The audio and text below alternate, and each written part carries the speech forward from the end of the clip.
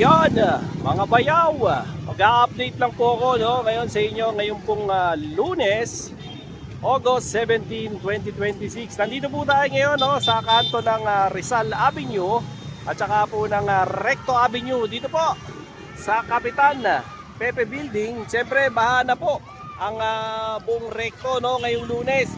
So kung may plano po kayong bumiyahe, huwag na po kayong bumiyahe kasi ito po ang sitwasyon ngayon dito sa kanto ng Recto at ng Rizal Avenue ay talagang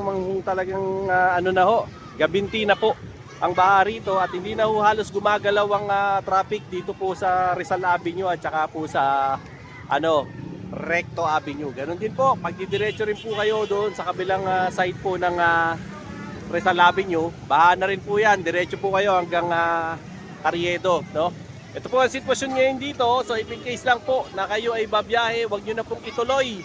Diretso po yan hanggang Divisoria, baha po. Hanggang lagpas tuhod na ang baha. Okay?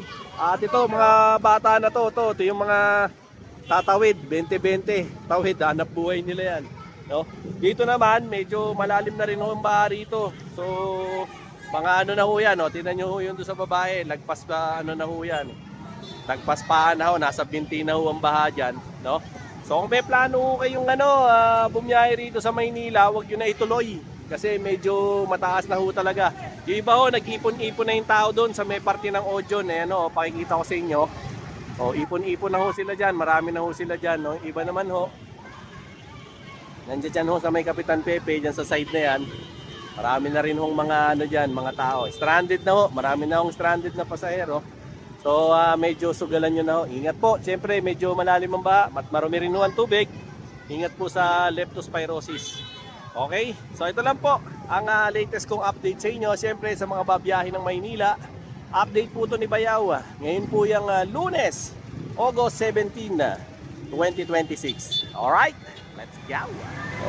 Ito mga Bayaw, wala, no choice ako. Ito ang sitwasyon ngayon dito sa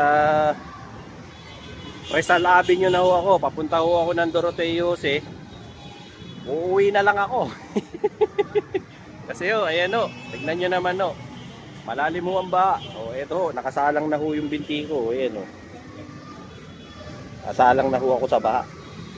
Kaya ito pati yung tignan nyo kalahating gulong na po ng sasakyan ang baha.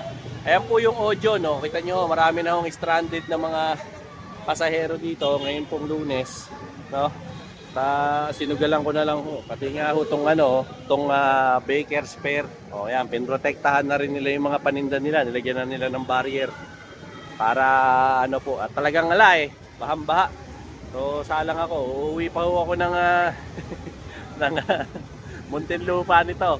Kaya ito ganun ang inibigay ko sa inyong sakripisyo. Ito na mga taga DPS. Ayan yung mga taga DPS natin, mga paglilinis ng mga drainage natin. At ito kitang-kita nyo naman talagang malala ang baha ngayon dito sa Maynila. Lalo na po dito sa kahabaan ng Rizal Avenue. So kung kaya nyo pong umiwas, iwasan nyo na lang po yung Rizal Avenue at saka po itong Recto Avenue para hindi na po kayo bahain at kung kinakailangan magstay na lang po kayo sa bahay, mag-stay na lang po kayo at wag na po kayong sumugal ngayong Lunes, August 17. At ito ang aabutin yung baha dito sa lugar na to. Mahirap at baka kayo pumunta pa rito ng Maynila lalo pang mabullshit ang lakad nyo, Ayan din sa mga istasyon ng mga bus, pansin nyo naman ito yung mga papunta ng Bulacan. Medyo mahaba na rin yung mga pila nila. So alalay lang siyempre sa mga biyahe ninyo at kahit saan naman lugar.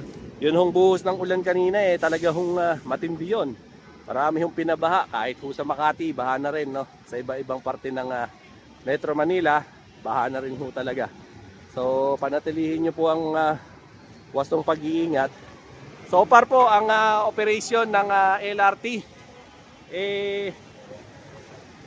nag-ooperate pa naman po, hindi pa naman po diskarel. Kita nyo sa mga e-trike, sakop na yung buong gulong ng e-trike.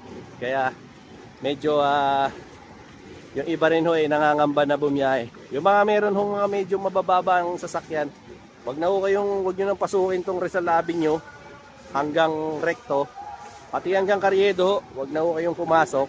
At medyo malalim ang tubig doon dyan sa parte ng Quiapo. Kung ayaw nyo lumangoy. Ayan, ito ang ano naman, istasyon or istasyon ng mga bus. So far naman po dito sa part na to, unti-unti na rin dumadami ang tao. Mga nag-uuwian. Marami na hong mga nag-uuwian ng mga tao, no? At gawa ng kinancel na rin ho ng kanilang mga kanilang mga trabaho dahil nga sa sitwasyon na nangyari kaninang tuloy-tuloy na pag-ulan. Halos 2 oras din po. Marami na hong mga stranded na pasahero. Gaya po rito, no? Sa kanto ng Doroteo Jose at saka po ng Rizal Avenue. Ayan po, nag-iipon-ipon na rin po yung mga pasahero dito, no? Lalo na po dito sa panulukan ng Rizal Avenue at saka po ng Doroteo Jose. Ayan po, kung tutumbukin nyo po, yung diretso po ng Rizal Avenue, medyo malalim na ho ang tubig dyan. Halos kalahati na po ng tuhod. No? Ang mapapansin nyo dyan, no, mga bayaw.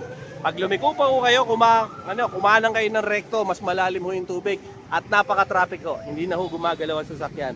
Pero sa ngayon, since nag-ooperate pa naman po ang LRT1, pwede po kayo mag-LRT para hindi po kayo ma-traffic. Ano po? Hanggat maaga-aga pa naman, wala pa na mga rush hour. So pwede pa po kayong mag-LRT. Okay? So yun po muna ang update ko, no, sa inyo sa ngayon dito sa Manila.